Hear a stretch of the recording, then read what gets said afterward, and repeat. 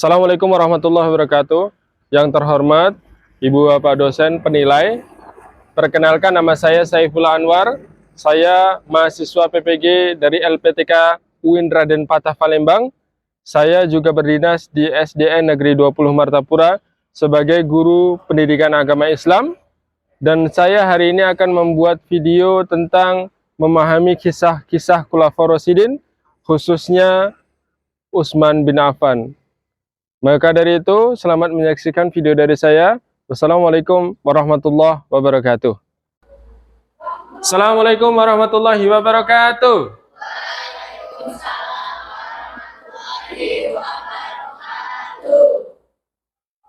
Apa kabar hari ini?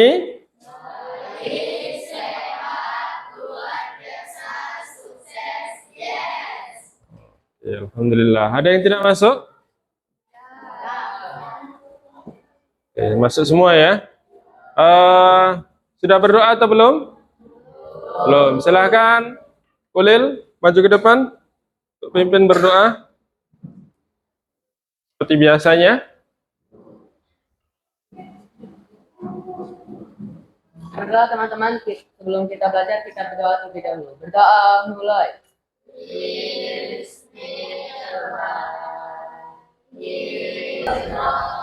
Berdiri. Beri salam. Assalamualaikum warahmatullahi wabarakatuh. Waalaikumsalam warahmatullahi wabarakatuh. Duduk. Silakan kembali lagi, Ulil. Baik, kita sudah doa, kemudian sudah persepsi. Kemarin kita masuk di bab 9 ya, sekarang masuk di awal bab 10, yaitu tentang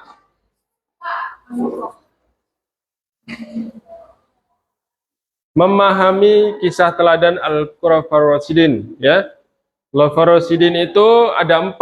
Yang pertama Abu Bakar, kemudian Umar, Utsman, Ali.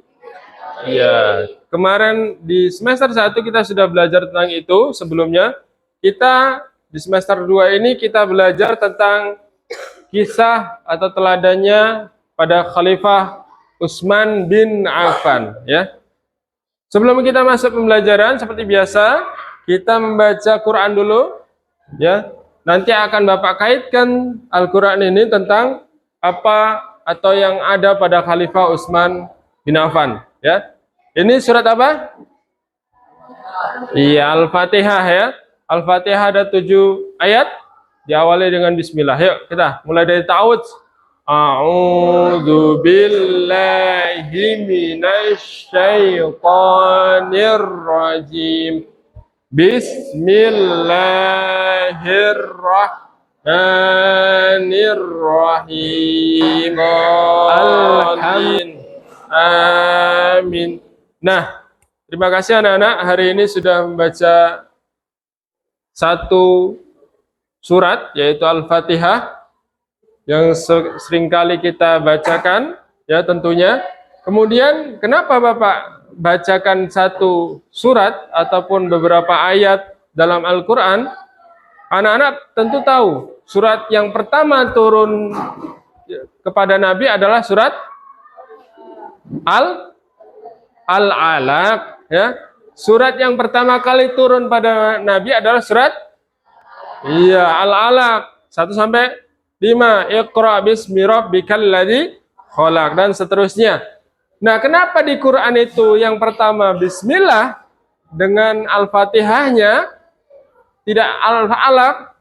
Maka ini akan kita pelajari di modul atau tujuan pembelajaran memahami kisah Khulafaur Rasyidin. Disinilah Al-Quran dibentuk, ya.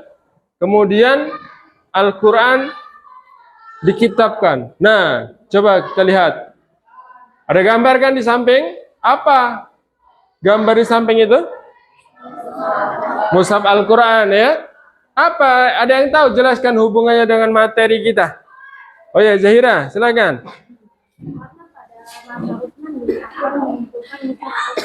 Iya. Berarti sudah baca ya. Pada Utsman bin Affan atau Khalifah Utsman bin Affan itu dikumpulkannya Al-Quran. Sebenarnya Al-Quran itu pada masa Rasulullah itu masih tercecer, masih hanya sebatas hafalan, tidak tertulis ya. Tetapi kemudian pada khalifah selanjutnya itu Abu Bakar itu ditulis tetapi tidak beruntut ya. Tidak beruntut Al-Qur'annya ditulis. Jadi Al-Qur'an ada yang dari negara lain, qiraatnya beda, juga beda. Maka pada saat Utsman bin Affan ini dikumpulkanlah, ditulislah, yaitu Al-Quran itu sendiri dengan rinci. Sampai sekarang Al-Quran itu disebut apa? Quran atau Mushaf Utsmani. Ya, Mushaf Utsmani. Apa tujuan Khalifah Utsman melakukan itu? Sudah Bapak sebutkan tadi. Apa tujuan Utsman untuk melakukan itu? Ada yang tahu? Kelompok ini? Tahu?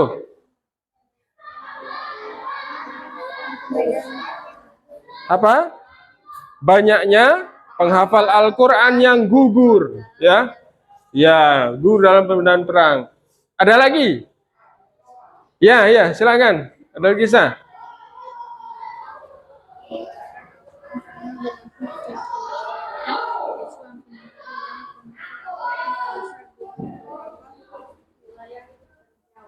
Ya, sulitnya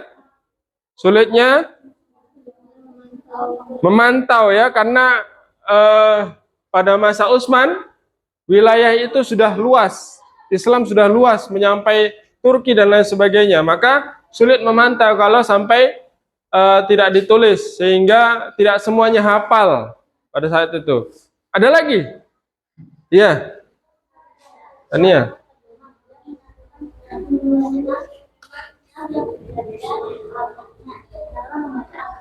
Ya, jadi agar ada acuan. Kalau dari dulu tidak ada yang menulis atau tidak ada pada masa Khalifah Utsman tidak menulis Al-Quran itu, maka bagaimana kita sampai sekarang? Apakah ada yang hafal 30 juz?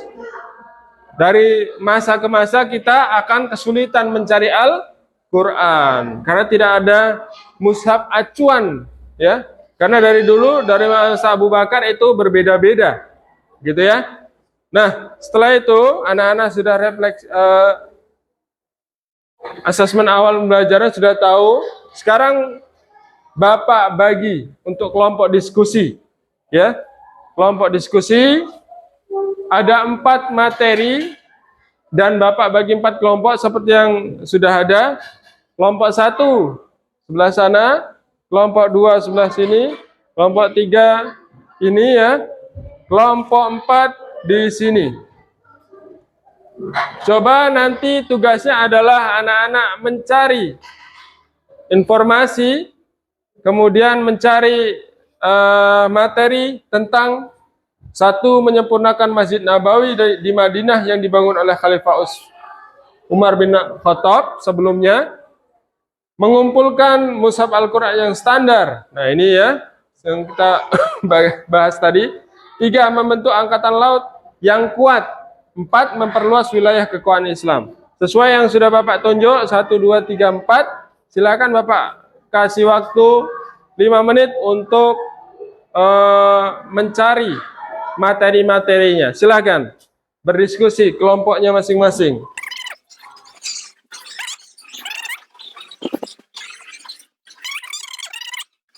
Anak-anak, oke, sudah untuk diskusinya? Oke, sebelum presentasi Bapak ingin ice breaking dulu untuk konsentrasi anak-anak, ataukah sudah ngantuk kah? Ya, coba berdiri. Iya, cari pasangannya. Ini pasangan. Ini pasangannya dengan Ridho.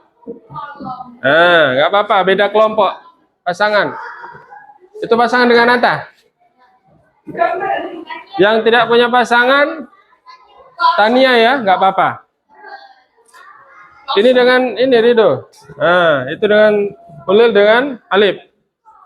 Caranya, coba Ridho sini Ridho. Untuk caranya seperti ini. Konsentrasi, tes konsentrasi ya. Coba salaman seperti ini, pilih. Saya ganjil, ini genap. Ingat-ingat, ganjil, genap. Siapa yang ganjil, siapa yang genap, ya. Jadi ketika Bapak ucapkan ganjil, berarti yang genap menangkap yang ganjil, ya. Jadi kalau Bapak mengucapkan ganjil, yang ganjil menghindar. Paham? Coba ya. Coba. Ganjil genap, ganjil genap, ganjil genap, ganjil. Ah, iya Bapak yang menghindar, kamu yang menangkap. Jadi ya, Bapak ganjil, kamu genap. Yang lain juga ya, coba. Oke. Kita lagi nanti ulang setelah presentasi. Silakan duduk di tempatnya masing-masing. Silakan kelompok 1. Bapak kasih waktu 3 menit untuk presentasi. 2 menit saja cukup ya.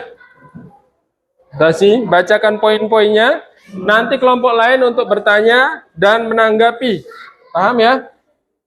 Silakan. Assalamualaikum warahmatullahi wabarakatuh. Assalamualaikum warahmatullahi wabarakatuh. Kami dari perwakilan kelompok 1 akan menjelaskan tentang penyempurnaan Masjid Nabawi di Madinah yang dibangun oleh Khalifah Umar bin Khattab. Khalifah Umar bin Khattab membangun dan memperluas Masjid Nabawi pada bagian selatan, barat, dan utara hingga sebesar 470 meter persegi yang dilakukan pada tahun 29 Hijriah. Masjid Nabawi telah mengalami beberapa kali perubahan dan perbaikan hingga sekarang. Telah memiliki luas kurang lebih 400.327 meter persegi yang bisa ditampung lebih dari 1 jamaah. Khalifah Umar bin Khattab memang pernah melakukan perluasan dan renovasi Masjid Nabawi di Madinah. Perluasan ini dilakukan dengan menambah area di sisi selatan, barat, dan utara. Berikut lebih detail tentang kontribusi Umar bin Khattab dalam pembangunan Masjid Nabawi. 1. Perluasan. Umar bin Khattab menambahkan area di sisi selatan, barat, dan utara masjid. Perluasan ini dilakukan untuk mengakomodasi meningkatkan jumlah umat Islam yang beribadah di Madinah. Yang kedua yaitu ada renovasi. Renovasi pertama setelah Nabi Muhammad SAW wafat dilakukan oleh Umar bin Khattab pada tahun 17 Hijriah. Yang ketiga ada signifikan.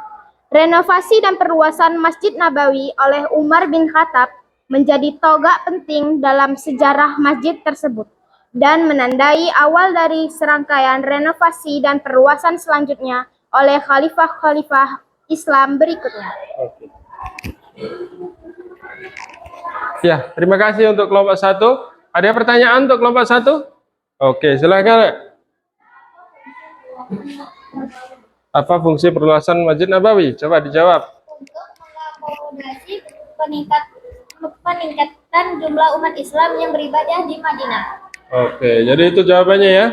Sudah puas untuk kelompok 2? Iya. Silakan untuk kelompok 1, terima kasih, beri tepuk tangan untuk kelompok 1. Silakan kembali ke tempatnya. Selanjutnya kelompok 2, silakan maju. Assalamualaikum warahmatullahi wabarakatuh. Waalaikumsalam warahmatullahi wabarakatuh. Perkenalkan, kami perwakilan dari kelompok 2 akan menjelaskan tentang mengumpulkan mushaf Al-Quran yang standar. Yang di sini kita aja ya. Yang hitam. Ya. Ini adalah topik yang sangat penting dalam studi Islam, masa Rasulullah dan masa Khalifah Abu Bakar Rashidik. Metode yang digunakan Abu Bakar adalah metode pengumpulan yang sangat hati-hati dan teliti, diterapkan untuk mengumpulkan tulisan-tulisan Al-Quran, memverifikasi setiap ayat, dan menyusut ayat dan surat. Masa Khalifah Utsman bin Affan.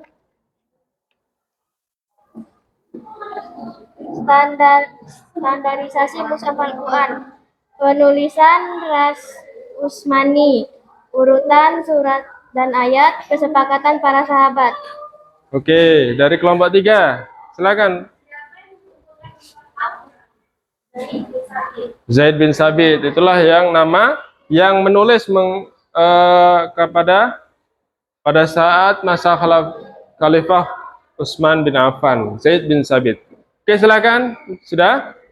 Duduk untuk kelompok 2, beri tepuk tangan untuk kelompok 2. Selanjutnya kelompok 3.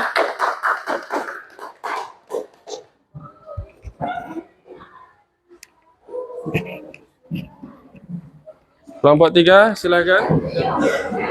1, 2, 3.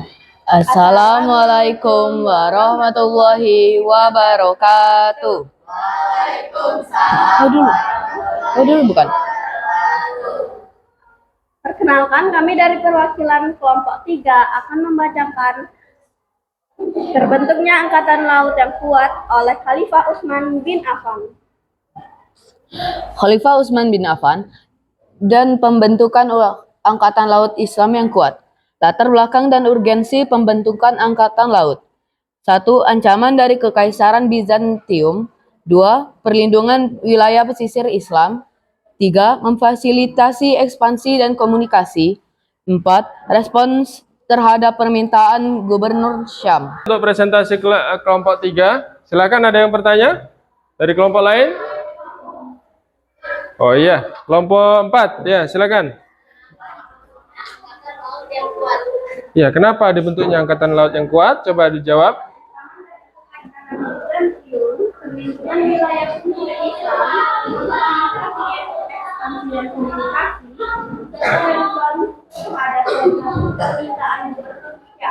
Oke, itu tadi ya. Ada beberapa kenapa dibentuknya Angkatan Laut, karena memang ada beberapa ancaman, begitu ya. Kelompok 3 sudah paham. Untuk kelompok 4, oke, beri tepuk tangan untuk kelompok 3, silahkan kembali. Untuk terakhir kelompok 4, silahkan maju. Perkenalan. Assalamualaikum warahmatullahi wabarakatuh. Perkenalkan, kami dari kelompok 4 akan membacakan tentang Khalifah Utsman bin Affan. 4. Memperluas wilayah kekuasaan Islam. Khalifah Utsman bin Affan dan perluasan wilayah kekuasaan Islam. Masa Khalifah Utsman bin Affan merupakan periode penting dalam sejarah ekspansi Islam. Konteks perluasan wilayah pada masa Utsman. Setelah kepemimpinan Umar bin Khattab yang membawa gelombang penaklukan besar, Utsman bin Affan mewarisi wilayah kekuasaan yang luas. Namun, semangat untuk menyebarkan Islam dan mengamankan wilayah yang telah dikuasai tetap membara.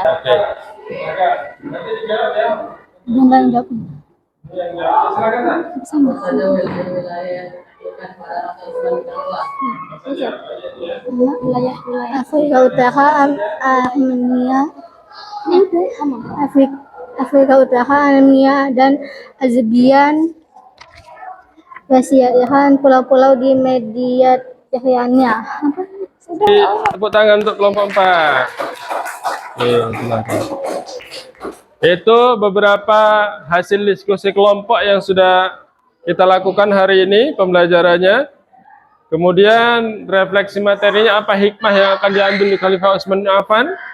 Tadi hikmahnya mungkin banyak sekali ya anak-anak ya. Sebelum kita tutup pembelajaran kita, hikmahnya kita bisa membaca Al-Quran sampai sekarang karena ada pengumpulan atau penulisan mushaf dari satu, yaitu mushaf Turki atau Utsman bin Affan ya. Dan apa saja yang sudah kalian lakukan mengembangkan ajaran agama Islam?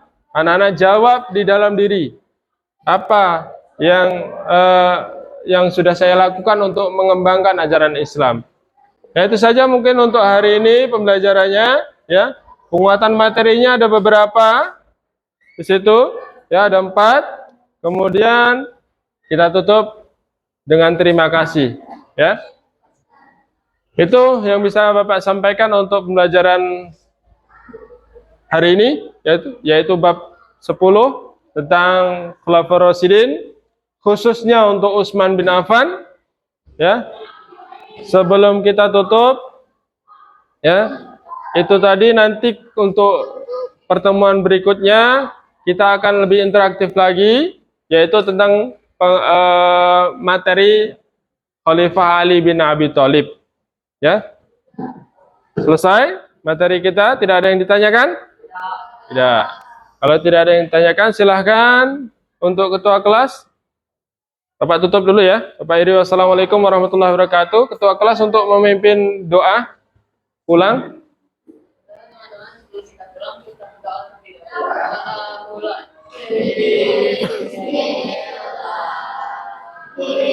Berdiri, beri salam.